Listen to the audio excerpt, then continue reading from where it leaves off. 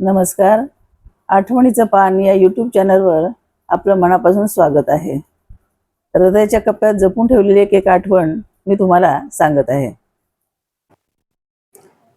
माझ्या कथेचं नाव आहे बुवा तेथे बाया. आज जवळजवळ 10-12 दिवस झाले प्रत्येक टी व्ही चॅनलवर एकच बातमी, त्या लिंग पिसाट अशोक खरातची. अशोक खरात आणि प्रत्येकाच्या घरात असं चित्र सगळीकडे पाहायला मिळायला लागलेलं आहे. खरं तर ह्या बातम्या ऐकून मन सुन्न झालं. आपल्या महाराष्ट्रामध्ये अशा या घटना घडतात की मन हेलावून जातं. ज्या स्त्रिया त्याला बळी पडलेल्या आहेत त्यांचं दुर्भाग्य की या माणसाच्या त्या नादी लागल्या आणि स्वतःचं जीवन त्यांनी उद्ध्वस्त करून ठेवलं. खरं तर ही महाराष्ट्र ही भूमी संतांची, शूरांची, वीरांची, देशभक्तांची आहे, राष्ट्रभक्तांची आहे. आणि अशा या आपल्या महाराष्ट्रामध्ये असे नराधम जन्माला आले, हे त्या महाराष्ट्राचं दुर्दैव आहे. त्याच्या अंधश्रद्धा आहेत. ह्या अंधश्रद्धा आत्ताच्या आहेत असं नाही. पूर्वीपासून अंधश्रद्धा होत्या आणि बुवाबाजी करणारे पण होते. ते चालू राहणार आहे. पण त्या काळामध्ये इतका भयानक प्रकार कधीही झाला नव्हता. फार फार तर स्त्रियांना लुबाडलं जायचं. पैसा, अडका, दागिने अशा पद्धतीचं ते व्हायचं. पण या ठिकाणी या अशोक खरातनं स्त्रियांचं जीवन उद्ध्वस्त केलं.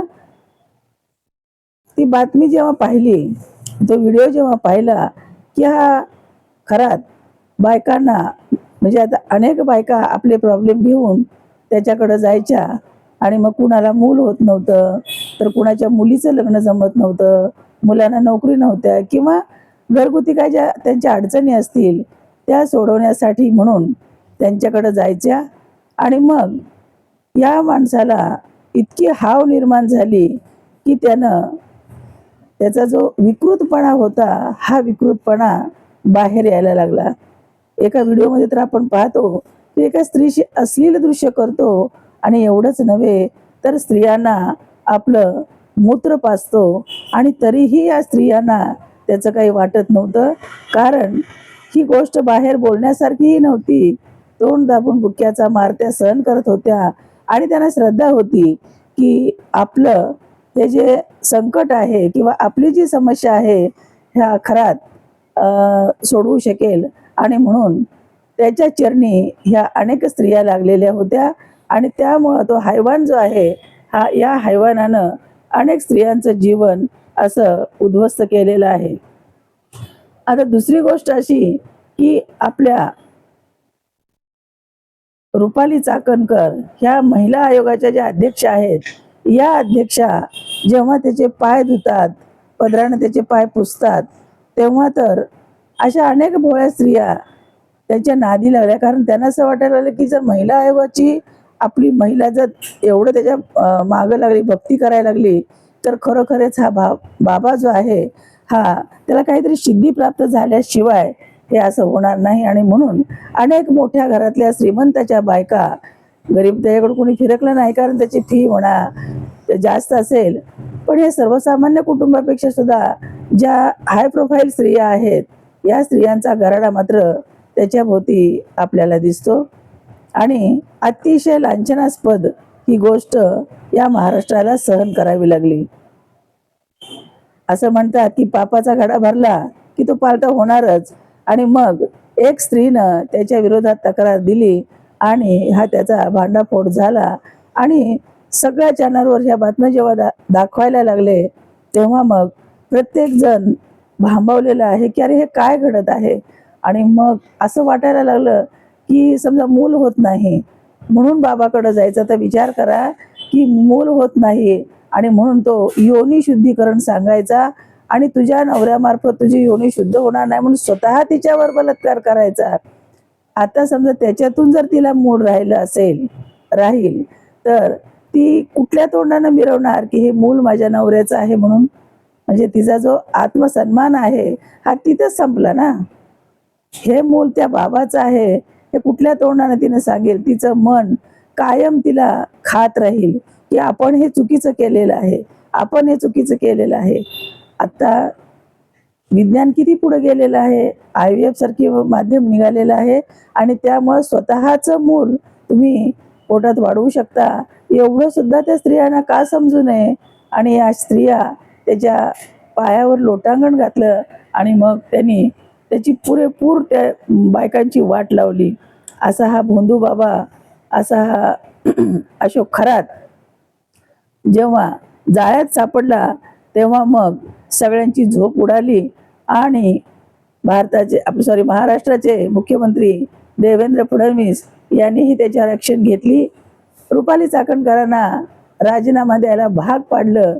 कारण आपण असं म्हणतो की पावसानं मारलं नवऱ्यानं झोडपलं तर तक्रार कुणाकडे द्यायची, तसं स्त्रियांवर तक्रार झाल्यानंतर त्या महिला आयोगाकडे जात होत्या आणि महिला आयोग त्याच्यावर सोल्युशन काढायचं. पण तसं घडतच नव्हतं, तसं घडलंच नाही. कारण खुद्द महिला आयोगाच्याच अध्यक्षा जर या बाबाच्या नादी लागल्या असतील तर ज्या माझ्या अशिक्षित अडाणी ज्या मायाबहिणी आहेत, आयाबहिणी आहेत, त्यांनी कुणाच्या तोंडाकडे बघायचं आणि कुणाकडे तक्रार करायची असा मोठा प्रश्न या महाराष्ट्रापुढे पडलेला होता. बरं झालं त्यांनी राजीनामा दिला. या ठिकाणी जी व्यक्ती आहे ती उच्च शिक्षित असावी आणि सर्व विषयाचं ज्ञान तिला असावं आणि योग्य न्याय करणारी अशी ती असावी. फक्त मिरवण्यासाठी हे पद नाही, हे पद आहे अतिशय जबाबदारीचं आणि कार्यक्षमतेचं आहे. तसं कार्यक्षमता त्यांची कुठेही दिसली नव्हती. बरं झालं त्यांनी राजीनामा दिला आणि त्यामुळं निदान हे आताचं जे संकट आले महाराष्ट्रावरचं ते बऱ्याच प्रमाणात कमी होईल. त्याला अटकही झालेली आहे. पण मला असं वाटतं की प्रत्येक प्रश्नाचं सोल्युशन हे असतं.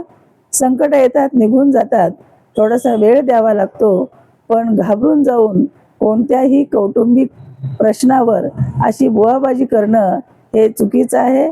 माझ्या माता भगिनींना एवढीच विनंती आहे की अशा गोष्टीपासून सावध राहा. जे काय होईल ते स्वकर्तृत्वावर विश्वास ठेवा, आपल्या मनगटावर विश्वास ठेवा. मनगटात दोष आहे, करण्याची ताकद आहे, कर्तृत्व आहे.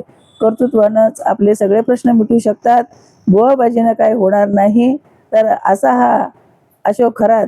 मला तुकारामाची एक अभंग आवडतो, तुका म्हणे ऐशा नारा मोजून माराव्या पायजारा. तर अशा या खरातासारख्या माणसाला पायजारा मारल्या तरच ठीक आहे. आणि यातून भगिनी किंवा अनेक पुरुषसुद्धा समजा त्यांचे काही कज्जे कटले असतील, कोर्टाची कामं असतील, तर याच्या नादी न लागता जे काही नियमानुसार जे आहे ते करा आणि याच्यातून स्वतःला वाचवा अशी सर्वांना कळकळीची विनंती. धन्यवाद. कथा संपली पण आठवण राहील. पुन्हा भेटूया अशाच एका नव्या आठवणीसह. व्हिडिओ आवडला असेल तर लाईक, शेअर आणि कॉमेंट करा. चॅनलला सबस्क्राईब करायला विसरू नका आणि प्रेम देत राहा. धन्यवाद.